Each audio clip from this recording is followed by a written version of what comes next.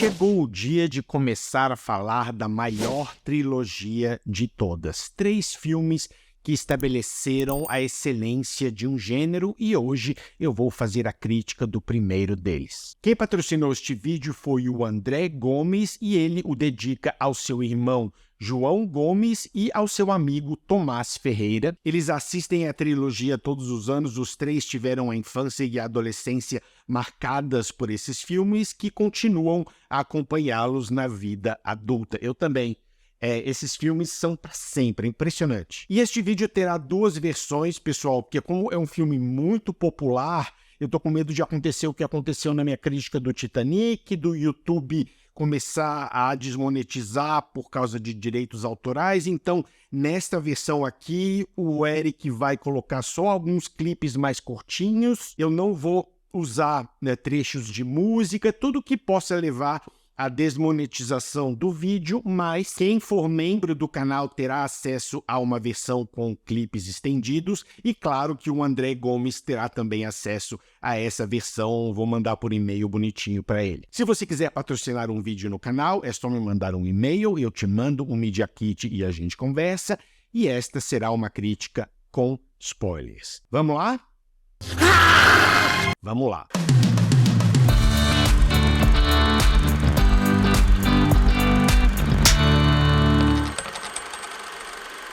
The Lord of the Rings, The Fellowship of the Ring, ou O Senhor dos Anéis, A Sociedade do Anel. Baseado no livro de 1954 do J.R.R. Tolkien, o filme se passa na Terra-média, onde um hobbit do condado chamado Frodo Baggins recebe a quase impossível missão de destruir o Anel do Poder antes que o tirano Sauron o encontre. Juntam-se a Frodo mais 3 hobbits, 2 homens, um elfo, um anão e um feiticeiro. É formada a Sociedade do Anel, temos o nosso filme. A direção é do Peter Jackson, ele fez muitas coisas legais, mas essa é a obra definitiva da carreira dele. Inclusive, eu vou falar da versão estendida. Para o primeiro filme, eu acho que ela é superior à versão que saiu no cinema, tem uns 25 minutos a mais, e você recebe mais informações sobre o condado, sobre o estilo de vida dos hobbits, e eu acho que não afeta muito o ritmo, porque já é um filme de 3 horas, pular para 3 horas e 20 e tantos, não faz muita diferença. Nos 2 filmes seguintes, eu acho que há algumas coisas bem redundantes, mas aí é assunto para outro vídeo, eu vou falar dos 3 filmes. E aqui ele abordou o filme como se fosse história, como se todos esses eventos tivessem acontecido há alguns séculos, e o resultado foi uma redefinição do que pode ser um filme de fantasia. Poucas vezes você vê um diretor ou produtor ou ambos tão investido no projeto, de maneira quase obsessiva. Com o George Lucas nos anos 70 foi assim, com a primeira trilogia de Star Wars, Coppola com a trilogia do Poderoso Chefão e também com o Apocalypse Now, é um desses casos onde o diretor ficou piradaço. E aqui nota-se que o Peter Jackson é muito fã do livro e a preocupação dele em extrair o máximo que ele podia é notável. Inclusive, há dezenas de horas de material não utilizado aqui, mesmo para quem viu a versão estendida. Eu recomendo o making of desse filme, tem muita coisa legal no próprio YouTube. A criação de mundo aqui está em outro nível, é uma mistura perfeita de locações reais, ele foi para Nova Zelândia filmar. Construção de set, por exemplo, o condado foi construído, eles plantaram e fizeram as casinhas, tudo com a mão na massa, tudo feito de forma prática. There's always been a Baggins living here under the hill. E o CGI é utilizado para complementar essa criação de mundo, mas o filme não depende tanto dele como você vê hoje em dia com os filmes de super-herói. Quando eles chegam em Bree é um ótimo exemplo, você vê que uma parte da cidadezinha foi construída e lá no fundo o CGI, o CGI, eu já tô maluquinho com isso, estende a cidade e é assim que ele deveria ser feito.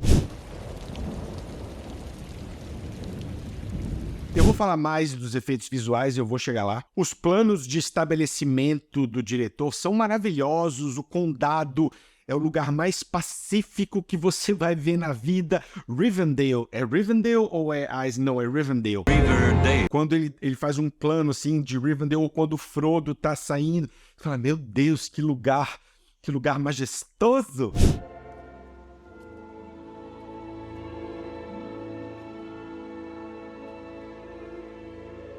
A atmosfera do filme também é carregadíssima, ele começa perfeito com a narração da Cate Blanchett dela. As palavras dela têm peso, ela fala, o mundo mudou, eu sinto na água, the world has changed, I feel it in the water. E você já... E aí entra uma batalha sensacional que não é nada perto das batalhas dos 2 filmes seguintes. A last alliance of men and elves marched against the armies of Mordor, and on the slopes of Mount Doom, they fought for the freedom. A cinematografia usa os planos aéreos mais lindos que você vai ver na vida, e esse diretor achou 13 maneiras diferentes de filmar pessoas andando. Então ele começa num plano médio, com câmera lenta, então todo mundo passando devagar. Depois ele faz um zoom out, com a câmera girando enquanto eles andam na montanha. Depois um zoom in, depois fazendo assim, por cima deles, depois de lado, depois passa por... É uma coisa sensacional, porque sim, é um filme com... Não chega a ser um road movie, mas é um filme onde eles andam pra caramba e isso nunca fica cansativo, pelo contrário, faz parte do dinamismo.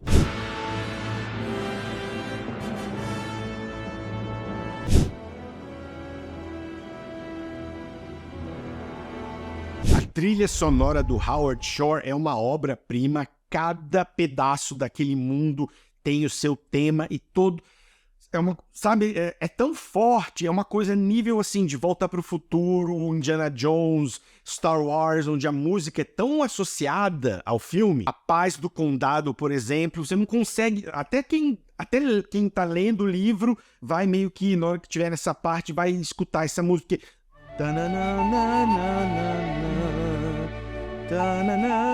Não, nossa, desafinei legal agora. É tão Hobbit. O triunfo da Sociedade do Anel, quando eles se formam, né? Uma coisa... É muito aventura, né? Vai subindo. A música te leva numa jornada. A ameaça de Mordor também. Tem uma cena que eu adoro, quando as portas se abrem e os 9 Wraiths. Como é que é em português? Wraiths. A palavra é legal, a palavra sexy, a maneira como escreve. Eles saem cavalgando e a música também fica assustadora.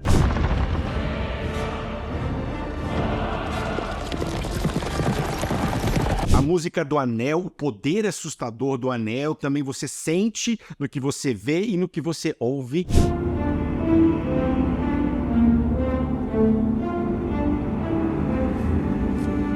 Eu gosto do elemento assustador também do filme. Fantasias tendem a ter uma coisinha mais lúdica, e aqui é muito pouco o que há de humor. O tempo do filme não pesa, nem na versão estendida, porque tem sempre alguma coisa sensacional acontecendo. Não há um arco aqui que nem aquele do garoto cego lá no Game of Thrones, que termina...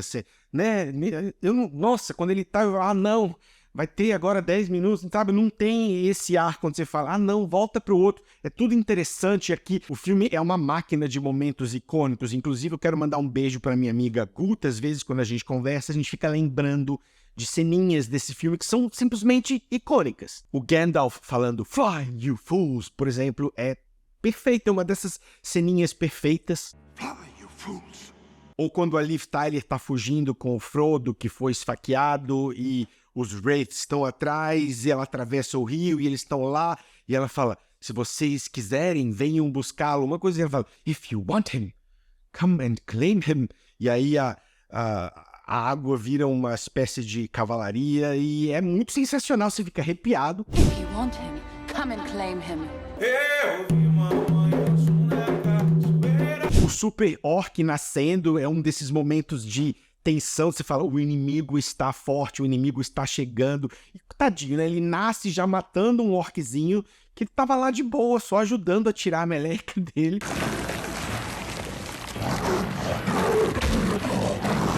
E E uma coisa que a Guta, essa minha amiga, apontou é que o super orczão lá, ele faz um rabinho de cavalo. É sensacional isso. Outra coisa legal é que você sente constantemente o poder do anel. Nesse filme, o Frodo nem fica tão envenenado, ele vai pirando nos próximos, mas você sente a influência quando ele tá perto, corta pra outra pessoa reagindo, ou o olho do Sauron, ou uma coisa já... O olho do Sauron tá mais também no segundo filme, mas os Wraiths que perseguem os Hobbits, né, e quando ele coloca ele fica invisível, e ele...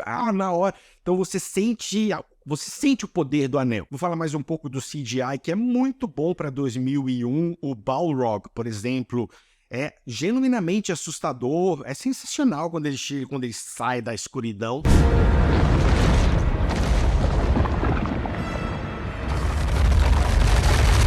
Claro que não é perfeito. Há momentos onde você olha e fala, realmente, 2001, né? Quando eles estão lutando contra aquele troll de caverna, tem uma hora que o Legolas tá lá em cima dele dando flechada, e aí é o troll, é um humano em cima, ele passa na frente dos hobbits, e você vê as composições meio 2001, ou até quando a sociedade é formada, tem um plano onde tá todo mundo junto, e, né, em termos de perspectiva, algo que o filme costuma fazer muito bem, essa ideia de transformar os atores em hobbits pela perspectiva e não só por efeitos visuais, e nos planos abertos, onde o Frodo tá de costas, por exemplo, eles usavam anões, e durante 80, 90% do filme funciona. Naquele plano onde tá todo mundo junto, você fala, ou quando eles estão em Moria e terminam de lutar contra o troll e saem correndo porque tem mais orcs chegando, tem um plano super aberto deles correndo pequenininho, que você vê os personagens computadorizados.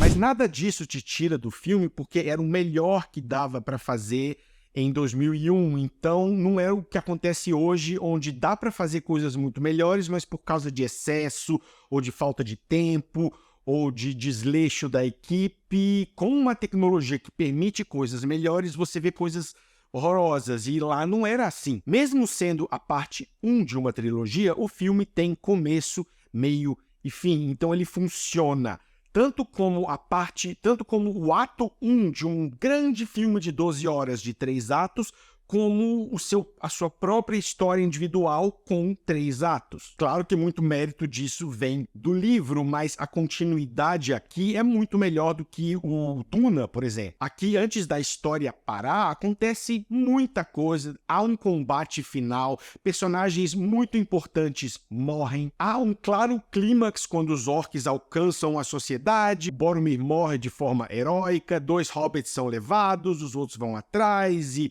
o Frodo e o Sam vão em outra direção. Claro que fica uma coisa, essa história vai continuar, mas não é que ela para, ela acaba, e há filmes onde acontece o oposto. O casting desse filme é sensacional, é um desses casos onde você não consegue imaginar um ator melhor em nenhum personagem. A alma do filme, pra mim, é o Ian McKellen, que faz o Gandalf. Ele tem os melhores diálogos, a sabedoria dele, até o otimismo. Se eu tivesse numa guerra dessas, eu ia querer estar pertinho dele, sabe? Tipo assim, e aí, o que a gente faz? Tem uma cena muito boa onde o Frodo tá lá, todo se lamentando, e ele fala, eu não queria que o anel tivesse vindo para mim, e a resposta dele se aplica a muitos problemas da vida real. Ele fala, todo mundo se sente mal quando acontecem essas coisas, mas isso não cabe a nós decidir, a gente só tem que fazer o melhor com o tempo ou com as circunstâncias que não são... Nossa, eu parafraseei longe aqui, mas vocês sabem da cena que eu tô falando. It's not for them to decide.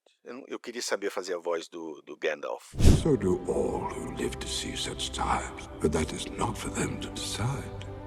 All we have to decide is what to do with the time that is given to us. A caracterização dele é tão perfeita, o que ele faz com a voz, e aí as pequenas broncas. Tem uma que é muito legal também, quando eles estão lá em Moria, e não sei se foi o Pippin ou o Merry, eu acho que foi o Pip, que derruba um negócio, tá mó silêncio, ele derruba uma parada, faz mó barulho, ele... Eu adoro isso. Outra que eu uso pra vida é quando ele também tá em Moria e ele tá perdido, ele fala, eu não lembro desse lugar, ele fala, I have no memory of this place. Eu gosto de usar quando eu não lembro onde eu estacionei no shopping, por exemplo, ou às vezes eu tô com as crianças e eu finjo que eu não lembro, aí eu desço lá pro estacionamento. I have no memory of this place. O Elijah Wood faz o Frodo. Algumas pessoas falam que ele é um protagonista chato. Eu acho ele um Frodo perfeito. É um protagonista forte, ele é meio reclamão, mas também, né? O cara tá com a missão mais cabulosa da Terra-média. Eu gosto de ver ele sendo envenenado aos poucos pelo Anel. Fisicamente, ele é o mais inútil junto com os outros hobbits da sociedade, mas a força dele vem na resistência ao poder do Anel. O Viggo Mortensen faz o Aragorn, também um casting perfeito que quase não aconteceu. Eu não vou lembrar o nome agora, mas o Eric vai me salvar, mas o Peter Jackson já tinha filmado coisas com outro ator e olhou e falou, não é o Aragorn. Dificilmente você viu, a gente viu isso também no primeiro De Volta ao Futuro, quando ele trocou e botou o Michael J. Fox, depois de já ter filmado um monte de coisa com Eric Stoltz. Isso é mais um reflexo da obsessão do diretor e isso não faz parte da crítica, mas você vê o reflexo disso no filme. Ele batalhou pra caramba pra fazer do jeito dele, ele tentou na Miramax que queria que fossem 2 filmes, ele falou, não, tem que ser 3 e eu quero filmar tudo em sequência, então o elenco foi todo morar na Nova Zelândia por 15, 18 meses e você vê essa continuidade perfeita e essa camaradagem dentro do elenco. Voltando ao Viggo Mortensen, ele entrou de última hora e faz o Strider/Aragorn perfeito, ele ainda não tá, né, aí o filme ainda não chegou nos grandes conflitos em relação aos ancestrais dele. Você vê, tem a cena da espada e você sabe que ele tem um título que ele carrega do qual ele tá fugindo e, claro, o terceiro filme é o que mais foca nele e é um personagem sensacional. O elenco é muito grande, eu vou falar dos destaques, o Sean Bean fazendo o Boromir tá ótimo, é um dos que é beneficiado pela versão estendida, você tem uma ideia melhor da motivação dele e do conflito também. O Sean Astin fazendo o Sam, aqui ainda não ficou claro para quem não leu o livro e para quem viu esse filme pela primeira vez, que ele é meio que o real herói da história, sem ele o Frodo não teria conseguido destruir o Anel. Aqui você tem um senso da dedicação e da amizade dele, mas você começa a entender a importância do Sam a partir do segundo filme. O Billy Boyd e o Dominic Monaghan fazendo o Merry e o Pip também ainda não disseram ao que vieram no primeiro filme, eles ganham, principalmente quando eles se separam, eles ganham destaque e são, de certa forma, o alívio cômico do filme. Eu não sou super fã de nenhum dos dois personagens, mas os atores estão ótimos. O Orlando Bloom fazendo o Levi, eu me divirto muito falando do Orlando Bloom com a minha amiga Guta, porque ele é o menos favorecido com diálogos em todos os filmes, aqui principalmente, ele não fala nada. Tem uma cena muito boa quando eles estão tentando atravessar uma montanha e tá nevando pra caramba e tá todo mundo morrendo e ele tá de boa lá. É tipo, zero afetado pela neve. Eu gosto da cena quando o Gandalf morre, que mostra todo mundo reagindo, porque o grupo desmorona, a sociedade desmorona com a morte dele, do Gandalf.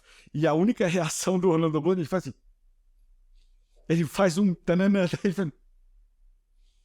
Tipo, ele morreu, mas eu não sei se eu sou capaz de sentir tristeza. É muito bom. Meu Deus, o que foi que eu fiz com minha vida, Jesus? O John Rhys Davies fazendo Gimli também tá ótimo. É um desses exemplos de perspectiva perfeita. Você não diz que o ator tem mais de 1,80 m. Christopher Lee fazendo o Saruman tá perfeito. Você olha pra ele e você fala, é um feiticeiro, você só não compra ele como um feiticeiro branco do bem. Quando você bate o olho, você fala, esse cara já foi do bem algum dia. O Ian Holm fazendo o Bilbo é ótimo, eu adoro as cenas dele questionando se ele deve ou não ficar com o anel, né? Você vê a razão aqui, não, eu sei que eu tenho que fazer e de repente, não, mas por que eu não deveria ficar aí? Nananã, e aí, e vai. E o jump scare dele é muito bom. A Liv Tyler fazendo a Arwen, não tem muitos diálogos, não tem muito desenvolvimento, mas o If You Want Him, Come and Claim Him já vale. A Cate Blanchett fazendo a Galadriel tem um pouquinho mais, e a cena dela sendo testada pelo anel é muito intensa. Logo ela, que tem uma coisa angelical. The Dark Lord, you would have a queen, not dark, but beautiful and terrible as the dawn. Mas a coisa dos elfos é muito bem feita. Isso ainda melhora nos próximos filmes, mas aquela coisa meio assim das armas e das joias que eles usam e do...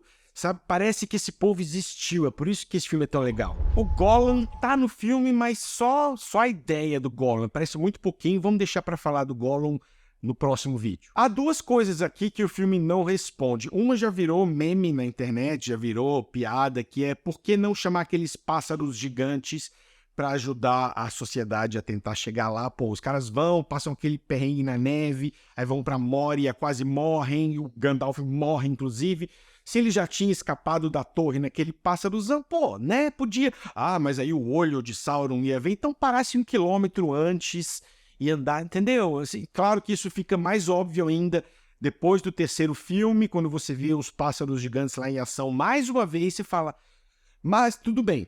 Tudo bem, se alguém souber exatamente de um motivo real assim, por favor, deixe nos comentários. E outra coisa que não fica claro aqui, nem para quem lê o livro, deve ter alguém que saiba, mas segundo as informações cedidas pelo filme, qual é o raio do poder do anel? Você sabe que o Sauron com o anel consegue dar porrada e, né, e sai aquele meio X-Men, beleza, e fica fortão, e os orcs e tudo aquilo. Se a Galadriel usasse, ela ia virar uma rainha fortuna. Se o Gandalf usasse, ele poderia tentar usar para o bem, mas seria corrompido. No caso do Gollum, ele era praticamente um hobbit, você viu que ele ficou podre. No caso do Bilbo, ele deu uma piradinha. No caso do Frodo, ele vai envenenando. Mas o que o anel faz, de fato? Olha, eu fiz isso aqui no contexto errado e minha cabeça tá suja, hein? Mas o que o anel faz de fato? Qual é o poder?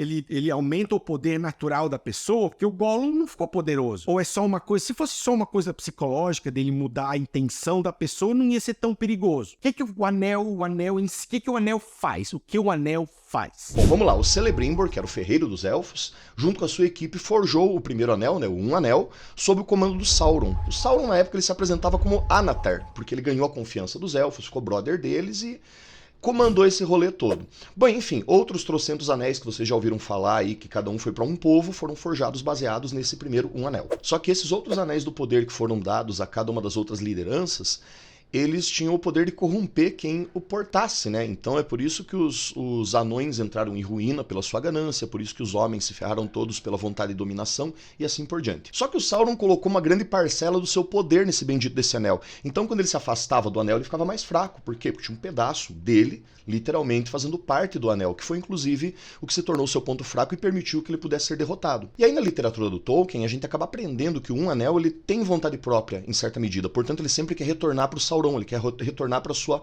fonte original de poder. E isso vai corrompendo os seus portadores, porque os poderes que o anel concede, eles estão muito associados também à condição mental, à condição psicológica, às aspirações, à capacidade mental do seu portador.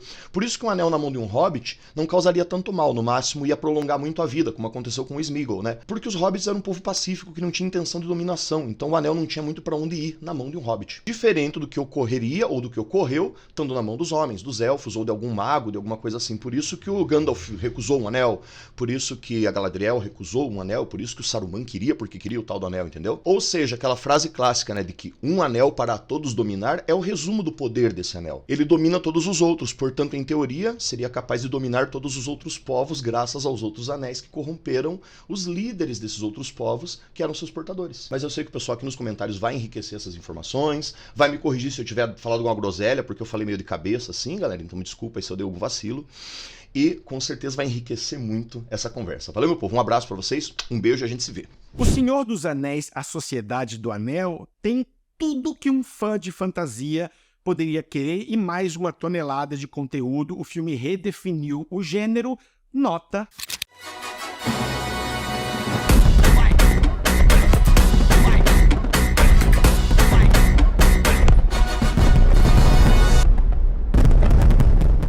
André, obrigado pelo patrocínio. Mês que vem sai o vídeo do filme seguinte, As Duas Torres. É isso, pessoal. Um abraço e até a próxima.